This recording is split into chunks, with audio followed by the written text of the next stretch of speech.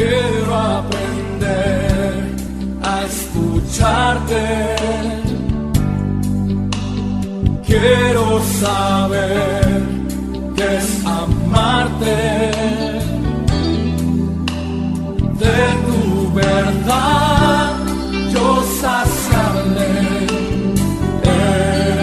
Enamórame de ti. Tiempo de discípulo, un espacio para que escuches la voz de Jesús.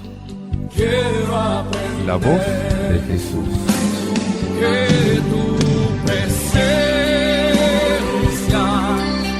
me inunde.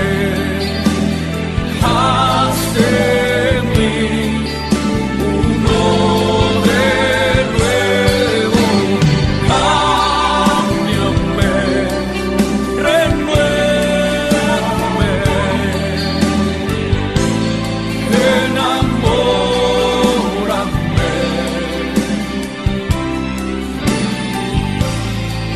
Enamórame de ti, Señor. Paz y bien, te habla Fray Alejandro. De nuevo nos encontramos en este espacio de espiritualidad que el Señor nos regala para que podamos sumergirnos en el misterio de la palabra de Dios, para que su palabra penetre en nuestra vida y la transforme. Pedir al Espíritu Santo que Él abra los canales de tu afectividad para que esta palabra te toque profundamente el corazón. Quiero presentarte hoy un texto tomado de la carta de San Pablo a los Romanos, capítulo 6, versículos del 12 al 18. Vos sabés que nosotros no queremos ser esclavos. Nadie quiere ser esclavo. Es más, incluso nos jactamos de nuestra libertad o de nuestra autosuficiencia. Fíjate que San Pablo nos habla ahora de esa libertad auténtica que es la vida en Cristo. Porque Cristo venció al pecado, porque Cristo venció la muerte, entonces nuestra vida queda liberada. No porque nosotros tengamos la fuerza para esto, sino porque es Cristo el que rompe las cadenas del pecado. Escucha lo que dice la carta a los Romanos. Hermanos, no permitan que el pecado reine en sus cuerpos mortales, obedeciendo a sus malos deseos, ni hagan de sus miembros instrumentos de injusticia al servicio del pecado, sino ofrézcanse ustedes mismos a Dios, como quienes han pasado de la muerte a la vida, y hagan de sus miembros instrumentos de justicia al servicio de Dios. Que el pecado no tenga más dominio sobre ustedes, ya que no están sometidos a la ley, sino a la gracia. Entonces, ¿qué? ¿Vamos a pecar porque no estamos sometidos a la ley, sino a la gracia? De ninguna manera. ¿No saben que al someterse a alguien como esclavos para obedecerle, se hacen esclavos de aquel a quien obedecen? Sea del pecado, que conduce a la muerte, sea de la obediencia, que conduce a la justicia. Pero gracias a Dios, ustedes, después de haber sido esclavos del pecado, han obedecido de corazón a la regla de doctrina, a la cual fueron confiados, y ahora, liberados del pecado, han llegado a ser servidores de la justicia. Hermanos, es preciso que no reine el pecado en sus cuerpos mortales, de modo que obedezcan a sus apetencias, ni pongan sus miembros al servicio del pecado.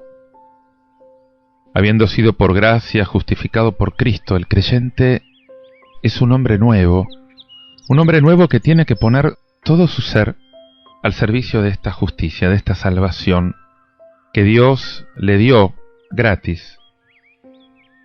Fíjate que San Pablo dice esta equivalencia: pasen a ser ahora lo que ya son en lo sucesivo. El pecado es una monstruosidad porque contradice el ser profundo del cristiano. San Pablo no dice hagan obras buenas para ser justos. esta sería la doctrina farisaica judía, él dice, son justos, por lo tanto vivan de acuerdo a esta justicia. Ya sos santo, el Señor te hizo santo con su sangre, viví esa santidad, ya te dio el poder de vivir en santidad. Por lo tanto, lo que rige la vida del cristiano no es un moralismo abstracto, es ese dinamismo interior de la fe. No obedezcan a las apetencias de la carne, no se sometan a los deseos del cuerpo. Estas podrían ser las traducciones literales de la primera frase. Eso que San Pablo llama acá los deseos del cuerpo, habría que traducirlo en lenguaje moderno por el término egoísmo, que es lo contrario del amor desinteresado. O sea, no dejen que reine en ustedes el egoísmo. No busquen la satisfacción de sus deseos egoístas, porque han sido hechos amor, por aquel que es amor. Por lo tanto, vivan en el amor. Al contrario, pónganse al servicio de Dios y ofrezcan a Dios sus miembros para el combate de la justicia. En resumen, acá lo esencial de la nueva condición del cristiano está en esto. El cristiano en adelante tiene la posibilidad y tiene también el deber de ofrecerse a sí mismo a Dios.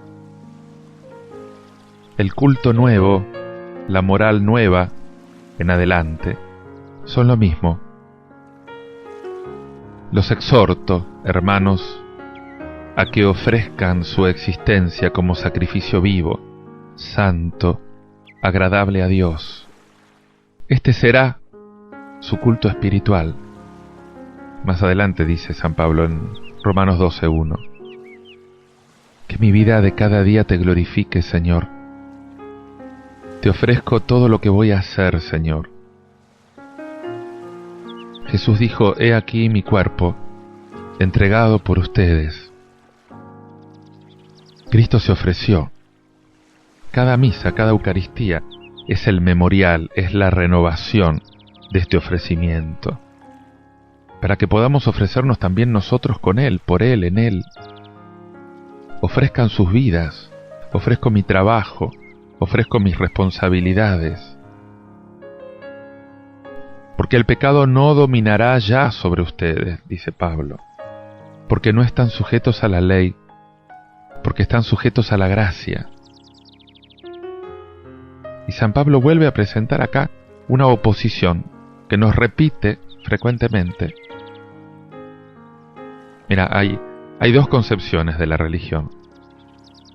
Una concepción en la que el hombre cree que llega a ser justo observando una ley, yo me hago bueno porque cumplo, y otra concepción en la que el hombre cree que llega a ser justo primero y esencialmente en virtud de una actividad de Dios en el hombre. O sea, Dios me hace justo, Dios me hace santo. Y por lo tanto lo que tiene que hacer el hombre es recibir por la fe esa acción de Dios en la propia vida. Pero el que obra la santidad es Dios, porque Él obra esta santidad, la realiza en lo más profundo de mi ser. Él, que es el santo, por medio de su Espíritu Santo, es el que me hace santo a mí. ¿Y entonces qué? ¿Pecaremos porque no estamos bajo la ley, sino bajo la gracia? De ningún modo. Porque después de haber sido liberados del pecado, ahora se tienen que hacer esclavos al servicio de la justicia. Y esto es verdad. El cristiano ya no tiene una ley que se le imponga desde el exterior. El cristiano es libre.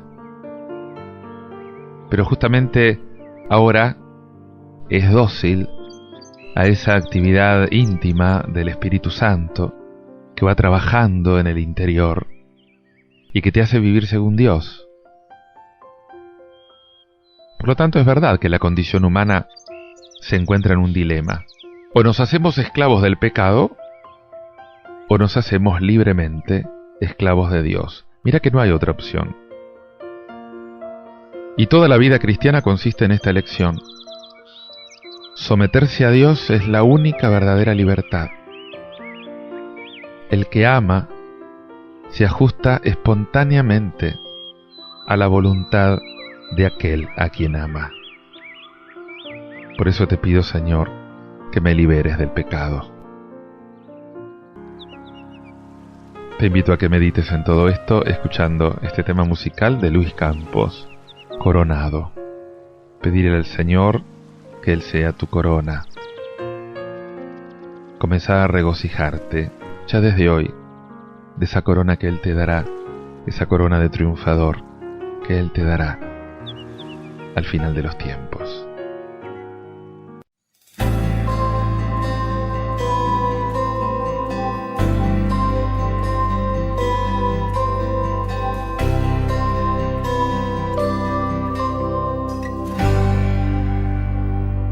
Hoy vengo a ti, mi buen Jesús, para entregar mi ser, Señor. Quiero escuchar tu dulce voz, quiero postrarme ante tu altar. Nada podrá separarme de ti. Nada podrá hacerme frente a lo que pueda hoy venir. Coronado de gloria y honor, majestuoso Señor, Cordero inmolado. Tú bajaste del trono a servir, me enseñaste el perdón, me diste verdadero amor.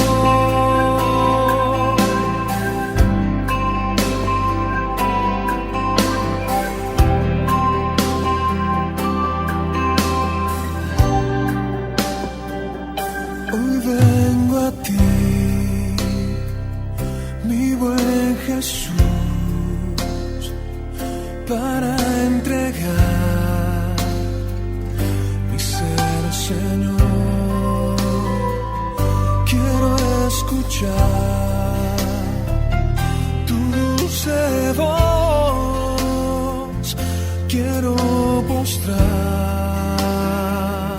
ante tu altar. Nada podrá separarme de ti.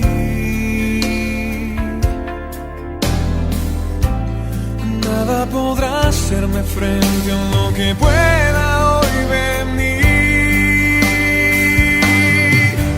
Coronado de gloria y honor, majestuoso Señor, Cordero inmolado.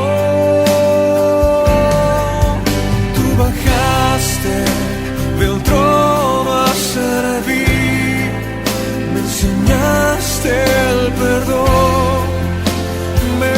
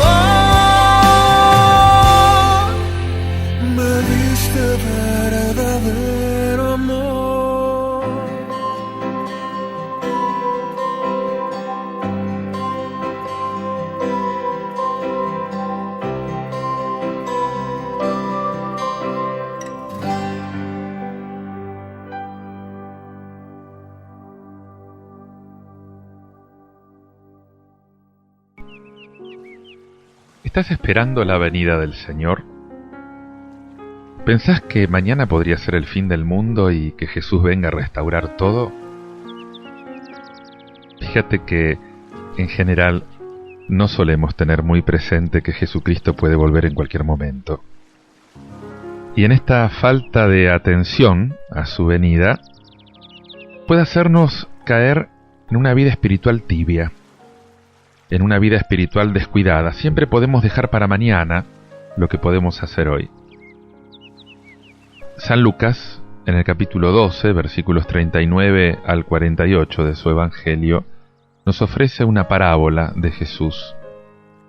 Y Jesús quiere hablar específicamente a los que tienen una función de dirigencia, a los que tienen una función de conducción. Porque estas personas son responsables por ellas mismas, pero también son responsables por la comunidad que tienen a cargo. Escucha lo que dice el Evangelio. Jesús dijo a sus discípulos, entiéndalo bien, si el dueño de casa supiera a qué hora va a llegar el ladrón, no dejaría perforar las paredes de su casa. Ustedes también estén preparados, porque el Hijo del Hombre llegará a la hora menos pensada. Pedro preguntó entonces, Señor, ¿esta parábola la dices para nosotros o para todos? El Señor le dijo, ¿cuál es el administrador fiel y previsor, a quien el Señor pondrá al frente de su personal para distribuirle la ración de trigo en el momento oportuno? Feliz aquel a quien su Señor, al llegar, encuentra ocupado en este trabajo. Les aseguro que lo hará administrador de todos sus bienes. Pero si este servidor piensa, mi Señor tardará en llegar, y se dedica a golpear a los servidores y a las sirvientas, y se pone a comer, a beber y a emborracharse, su Señor llegará el día y la hora menos pensada, lo castigará y le hará correr la misma suerte que los infieles. El servidor que, conociendo la voluntad de su Señor, no tuvo las cosas preparadas y no obró conforme a lo que él había dispuesto, recibirá un castigo severo. Pero aquel que sin saberlo se hizo también culpable, será castigado menos severamente. Al que se le dio mucho, se le pedirá mucho, y al que se le confió mucho, se le reclamará mucho más. Si el dueño de la casa supiera a qué hora va a llegar el ladrón, estén preparados, dice el Señor, porque cuando menos lo piensan va a llegar el Hijo del Hombre.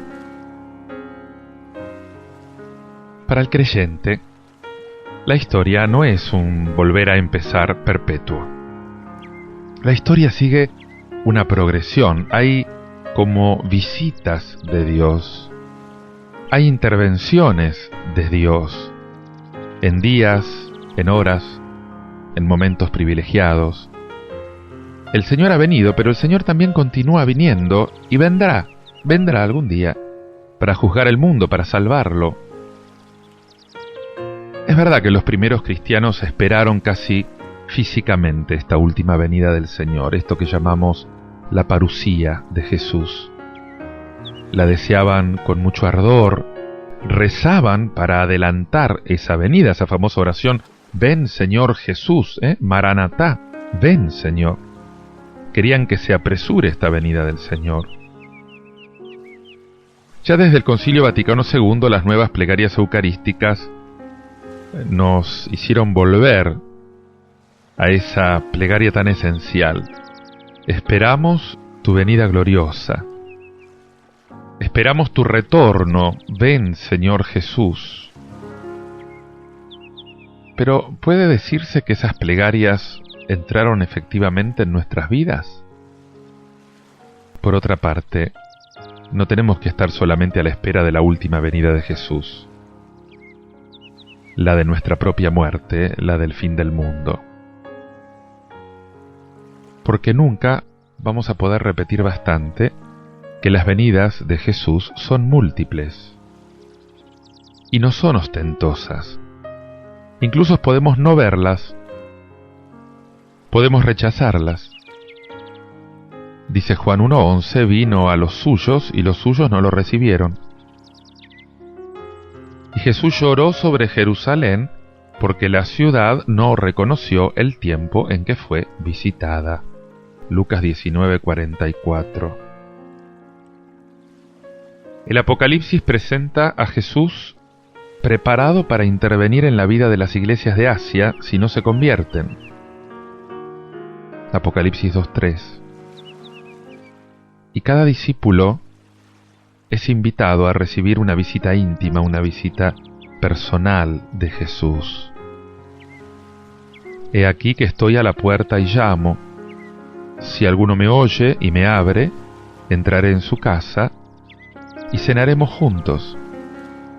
Apocalipsis 3:20. Llegará cuando menos lo piensen, dice la palabra. Señor, te pido que me ayudes a pensarlo. Te pido que despiertes mi corazón para estos encuentros contigo, para que no te me pases de largo, Señor. Pedro dijo entonces, Señor, ¿has dicho esta parábola por nosotros o por todos en general? Y el Señor le respondió, ¿dónde está ese administrador fiel y sensato a quien el amo va a encargar de repartir a los sirvientes la ración de trigo a su tiempo? Dichoso ese empleado si el amo al llegar lo encuentra en su trabajo. Fíjate que después de invitar a cada cristiano a la vigilancia, Jesús, contestándole a Pedro, hace una aplicación particular de esta parábola a los responsables de las comunidades, que dice tienen que ser fieles y sensatos. Es que el servidor de los sirvientes es solamente un administrador, no es el amo. Llegará el día en que tendrá que rendir cuentas. Y su papel esencial es justamente dar a cada uno el alimento a su debido tiempo. O sea, toda la iglesia tiene que estar en actitud de vigilancia. Cada cristiano, pero también, y ante todo, cada responsable. Porque el reino de Dios ya está inaugurado. Y referirse a ese reino, que ciertamente no estará acabado más que al fin, no supone para la iglesia proyectarse en un futuro de ensueño. Supone aceptar el presente como esperanza. Supone contribuir a que ese presente acepte y reciba el reino de Dios que ya está aquí. Dichoso el servidor si su amo al llegar lo encuentra en su trabajo. Te pido, Señor, que me ayudes a estar en mi trabajo cada día y a captar tu presencia, Señor. Al que mucho se le dio, mucho se le exigirá. Al que mucho se le confió, mucho más se le pedirá. La pregunta de Pedro quizá podía significar que en su interior se sentía muy seguro del reino y que no tenía nada que temer, porque había sido elegido responsable. En cambio, la respuesta de Jesús va enteramente en sentido contrario. Cuando mayor sea la responsabilidad, tanto más será también las cuentas que hay que rendir. Fíjate la sutileza del pensamiento. El juicio dependerá del grado de culpabilidad. Se puede ser inconsciente del daño causado, y esto disminuye nuestra responsabilidad, dice Jesús. Te pido, Señor, que nos ayudes a no ser negligentes con el don que hemos recibido. Te pido, Señor, que nos ayudes a ser responsables del don que hemos recibido y a trabajar por tu reino mientras esperamos tu venida, Señor. Te invito a que medites en todo esto, escuchando este canto de Jennifer Salinas, Hoy en ti.